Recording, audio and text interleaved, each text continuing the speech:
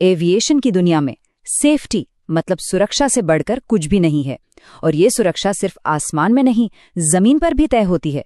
कैसे? उन टूल्स से, उन उपकरणों से जो किसी भी एयरक्राफ्ट के हर एक पुर्जे को टेस्ट करते हैं। तो आज हम इसी बेहद जरूरी टॉपिक को समझने वाले हैं, एयरक्राफ्ट टेस्ट इक्विपमेंट का कैलिब्रेशन। अब ये सवाल सुनने में तो बड़ा सीधा साधा लगता है ना? लेकिन इसका जवाब एविएशन सेफ्टी की पूरी बुनियाद है। जरा सोचिए, एक प्लेन हजारों फीट की ऊंचाई पर उड़ रहा है। उसका हर सिस्टम, हर पुर्जा एकदम सटीक तरीके से काम करना चाहिए। और इस सटीकता का भरोसा कहाँ से आता है? उन टूल्स से जो जमीन पर उसकी जांच करते हैं। तो इस सटीकता पर दांव पर क्या लगा है? चलिए समझते हैं कि ये इतना जरूरी क्यों है। देखिए, ये सिर्फ कोई अच्छी आदत या बेस्ट प्रैक्टिस नहीं है। ये एक ऐसी जरूरत है जिस पर सब कुछ टिका है। आज के जो मॉडर्न एयरक्राफ्ट है ना, वो समझिए कि अनगिनत सेंसर्स और कंप्यूटरों का एक बहुत ही कॉम्प्लेक्स जाल है। ये इंस्ट्रूमेंट्स पायलट को एयरफ्रेम, इंजन और बाकी सिस्टम्स के बारे में हर छोटी बड़ी जानकारी देते हैं। अब सोचिए, अगर इन इंस्ट्रूमेंट्स को जांचने वाला टूल ही थोड़ा सा भी गलत हो तो क्या होगा? वो छोटी सी गलती, जरा सी चूक पूरे एयरक्राफ्ट के ऑपरेशन को खतरे में डाल सकती है। और जैसा मैंने कहा, ये कोई सलाह नहीं है, ये सीधा सीधा कानून है। नियम 57 साफ कहता है कि एयरक्राफ्ट में लगे सभी उपकरण अप्रूव्ड और एकदम सही होने चाहिए। तो जाहिर है, इसका मतलब ये भी है कि जिन टूल से इनकी जांच होती है, उन्हें भी हर हाल में पूरी तरह से सटीक होना ही होगा। तो फिर सवाल ये उठता है कि हम ये कैसे पक्का करें कि कोई टूल बिल्कुल सटीक है? इसका जवाब एक कॉन्सेप्ट में है जिसे कहते हैं ट्रेसेबिलिटी, या भरोसे की एक अटूट श्रृंखला। देखिए, किसी भी टूल की एक्यूरेसी को हम बस मान नहीं लेते, उसे साबित करना पड़ता है। और ये होता है एक बहुत ही सिस्टमैटिक तरीके से, जहां हर टूल की तुलना एक और भी ज्यादा सटीक टूल से की जाती है। और ये सिलसिला तब तक चलता रहता है जब तक हम एक नेशनल स्टैंडर्ड तक नहीं पहुंच जाते। अब इस स्लाइड में जो है वो असल में बहुत दिलचस्प है। ये एक पूरी हायरार्की है, एक चेन है। देखिए, जो टूल हैंगर में रोज इस्तेमाल होता है, उसे सीधे नेशनल स्टैंडर्ड से नहीं जांचा जाता। नहीं, उसे पहले एक सेकेंडरी स्टैंडर्ड से कैलिब्रेट करते हैं। फिर उस सेकेंडरी स्टैंडर्ड को एक प्राइमरी स्टैंडर्ड से वेरीफाई किया जाता है। और आखिर में वो प्राइमरी स्टैंडर्ड नेशनल या इंटरनेशनल स्टैंडर्ड के बराबर होता है। इसी को कहते हैं भरोसे की अटूट श्रृंखला।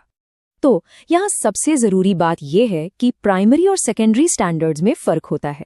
प्राइमरी स्टैंडर्ड समझिए एक्यूरेसी का सबसे ऊंचा लेवल है। ये बहुत ज्यादा महंगे होते हैं और सिर्फ नेशनल लैब्स में ही रखे जाते हैं। और इन्हीं प्राइमरी स्टैंडर्ड्स के बेस पर सेकेंडरी स्टैंडर्ड्स बनाए जाते हैं, जो मेंटेनेंस ऑर्गेनाइजेशंस में रोजमर्रा के कैलिब्रेशन के काम आते हैं। चलिए, अब थोड़ा और प्रैक्टिकल होते हैं और देखते हैं कि ये कैलिब्रेशन असल में होता कैसे है। खासकर ये कितनी बार किया जाना चाहिए, क्योंकि हर टूल की जरूरत अलग होती है। ये स्लाइड बहुत अच्छे से दिखाती है कि कैसे अलग अलग टूल्स के लिए नियम भी अलग अलग हैं। जहाँ कुछ मजबूत और स्टेबल उपकरण साल में एक बार कैलिब्रेट किए जा सकते हैं, वहीं जो सेंसिटिव इलेक्ट्रॉनिक इंस्ट्रूमेंट्स होते हैं ना, उनके लिए मामला बहुत ज्यादा सख्त है। उन्हें सिर्फ समय समय पर ही नहीं, बल्कि हर बार इस्तेमाल करने से ठीक पहले यूजर द्वारा कैलिब्रेट किया जाना जरूरी है, हर सिंगल यूज से पहले। और हाँ, ये कैलिब्रेशन का जो शेड्यूल है, ये ऐसे हवा में तय नहीं होता। इसका एक पूरा फॉर्मल तरीका है। इसे या तो कैलेंडर के हिसाब से तय करते हैं, जैसे हर साल, या फिर उपकरण के इस्तेमाल के घंटों के हिसाब से। शॉप इंचार्ज इसे तैयार करता है, ऑर्गेनाइजेशन का जिम्मेदार मैनेजर इसे अप्रूव करता है, और आखिर में इसे ऑर्गेनाइजेशन की ऑफिशियल गाइडबुक, जिसे मेंटेनेंस ऑर्गेनाइजेशन एक्सपोजिशन या MOE कहते हैं, उसमें दर्ज किया जाता है। एविएशन में एक कहावत है, if it's not written down it didn't happen. मतलब अगर कुछ लिखा नहीं गया तो समझो वो काम हुआ ही नहीं। यही बात कैलिब्रेशन पर भी लागू होती है। बिना प्रॉपर डॉक्यूमेंटेशन के ये पूरी प्रक्रिया अधूरी है। ये एक गोल्डन रूल है। आपकी सटीकता और नियमों के पालन का एकमात्र सबूत कागज हैं, डॉक्यूमेंट्स हैं। अगर किसी कैलिब्रेशन का कोई रिकॉर्ड नहीं है, तो रेगुलेटरी एजेंसीज की नजर में वो कैलिब्रेशन कभी किया ही नहीं गया। बात खत्म। अब जरा इस टेबल पर नजर डालिए। किसी भी ऑफिशियल कैलिब्रेशन सर्टिफिकेट पर ये सारी जानकारी होनी ही चाहिए। इसमें उस टूल की यूनिक पहचान से लेकर कौन सा स्टैंडर्ड इस्तेमाल हुआ, क्या रिजल्ट आए और यहाँ तक कि माप में कितनी गलती की गुंजाइश है, सब कुछ लिखा होता है। हर एक कॉलम जरूरी है, क्योंकि यही साबित करता है कि पूरी प्रक्रिया सही ढंग से और पूरी जवाबदेही के साथ की गई थी। और कागजों के अलावा एक और आखिरी जांच होती है जो बिल्कुल मौके पर होती है। हर कैलिब्रेटेड टूल पर एक स्टिकर लगा होता है जिस पर साफ साफ लिखा होता है कि अगला कैलिब्रेशन कब होना है।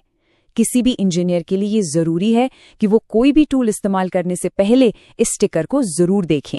तो चलिए अब वापस उसी सवाल पर आते हैं कि दांव पर क्या लगा है। अगर इन सभी प्रोसीजर्स को नजरअंदाज किया जाए तो इसके नतीजे बहुत गंभीर हो सकते हैं। ये जो लाइन आप देख रहे हैं ना, ये सीधी रेगुलेशन बुक से है और बात एकदम साफ है। अगर कोई ऑर्गेनाइजेशन इन नियमों को नहीं मानता तो एयरक्राफ्ट, इंजन और उसके सिस्टम्स को मेंटेन, रिपेयर या ओवरहॉल करने का उसका अप्रूवल, उसकी मंजूरी वापस ली जा सकती है। और एक बार ये मंजूरी चली गई तो इसे वापस पाना कोई आसान काम नहीं है। ये एक लंबी और मुश्किल प्रक्रिया है। जब तक रीजनल ऑफिस आकर खुद ये वेरीफाई नहीं कर लेता कि सारी गलतियों को सुधार लिया गया है, तब तक उस ऑर्गेनाइजेशन का काम पूरी तरह से ठप रहता है। तो कुल मिलाकर बात यह है कि एविएशन में एक्यूरेसी सिर्फ एक टेक्निकल जरूरत नहीं है, ये काम करने का लाइसेंस है। ये एक वादा है कि जमीन पर किया गया हर एक टेस्ट आसमान में सुरक्षा को पक्का करेगा।